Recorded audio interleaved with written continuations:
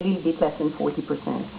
A few points about growing into leadership. It has a lot to do about growing comfortable with yourself and growing comfortable with the role. It makes it significantly easier for you to listen when you are comfortable with whom you are and with yourself in the role. It makes it easier to touch and motivate. This is what all Americans refer today as authentic leadership. But it really comes back to being whom you are.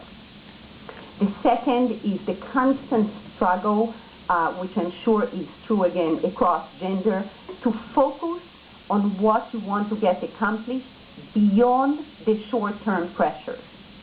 And the third is the necessity of developing and communicating a vision. So this is about understanding that beyond managing a particular task, a particular outcome, you have to guide, you have to inspire others to think and act differently.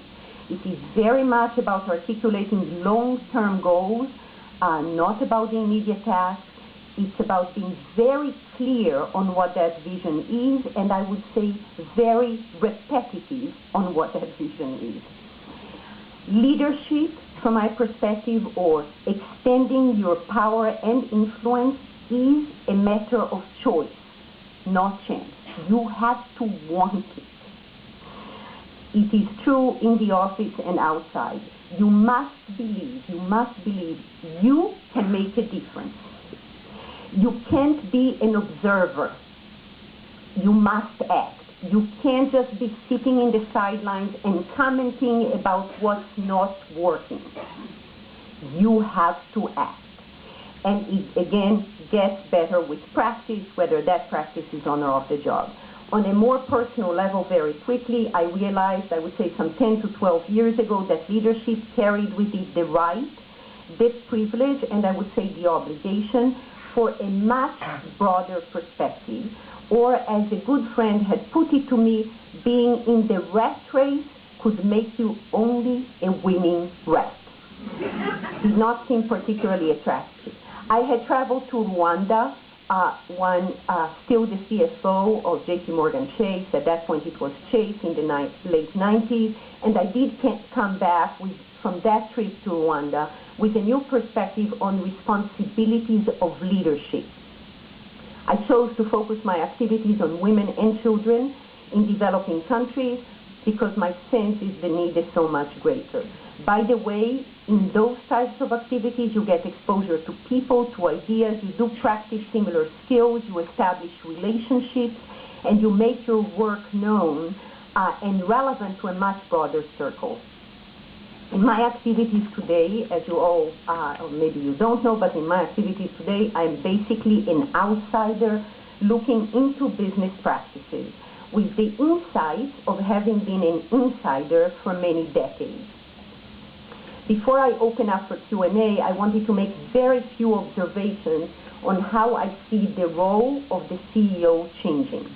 And I want to quote from a speech that Indra Nooyi, who is the Chief Executive Officer of PepsiCo, I am on the board of PepsiCo, on a speech she gave recently, because I agree with what she had to say and because I see her advocating and taking a broader leadership role along that dimension. So she says, the company of the future has to be guided by the recognition that it owes an obligation back to society. The company of the future has to do better by doing better. There are at least three ways in which the job of the CEO has begun and will continue changing. And there is a little bit of wishful thinking here, but there is quite a bit beyond that, in my opinion. The first, and I would say the most important one, particularly true in the context of the financial crisis, as we have experienced it being the center of that earthquake. So the most important thing is that the new breed of CEO has to think about creating sustainable value.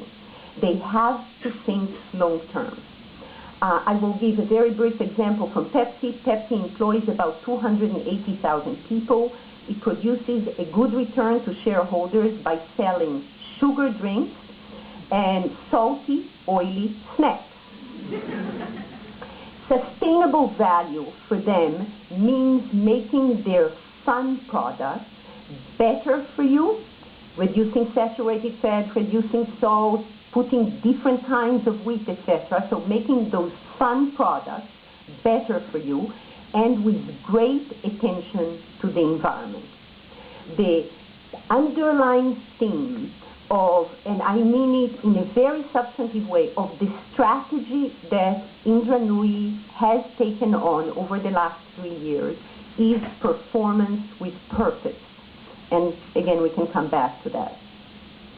I want also to quote from the just most recent Jeff Bezos, Amazon.com, from Jeff Bezos' 09 shareholder letter. And he says, long-term thinking let us do new things we couldn't otherwise contemplate. It supports the failure and iteration required for invention, and it frees us to pioneer in unexplored spaces. Seek instant gratification or the elusive promise of instant gratification, and chances are you will find a crowd there ahead of you. Long-term orientation interacts very well with customer obsession. Acting for the long term obviously costs money in the short term, and you must first of all have the money in order to be able to undertake activities that cost you money and don't produce an immediate return. Even when you do have the money in your pocket, the big challenge is obviously the balancing between the short and long term. I just, not to elaborate more on that, I just want to make one more comment on that, which is a significant portion of stock market value.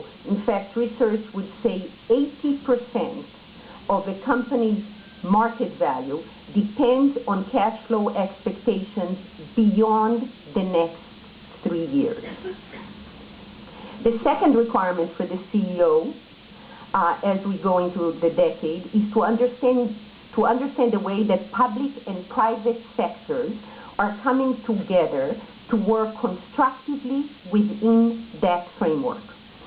It is significantly more than lip service and much more than what people refer to as corporate citizenship as a side action to the main business. Trust in the non-for-profit sector, again, this is an American perspective, but trust in non-for-profits is at a very high point. Society trusts them. Trust in CEOs is at a historical low. CEOs are slightly above politicians, but not much. To win that trust will require articulating a higher, longer-term purpose and to demonstrate progress on that path. Pepsi, again, as an example, and I stayed away from examples of Microsoft, very willing to touch on those too, but Pepsi is allowing, as an example, on the real partnership in the way you do business, Pepsi is allowing access to independent non-for-profit groups in the UK to measure the CO2 footprint of everything they produce. So this is a totally independent non-for-profit with access to everything that Pepsi is doing to actually measure what is the CO2 footprint of every bag of crisps that they produce. Doing so reduces, obviously, reputation risk.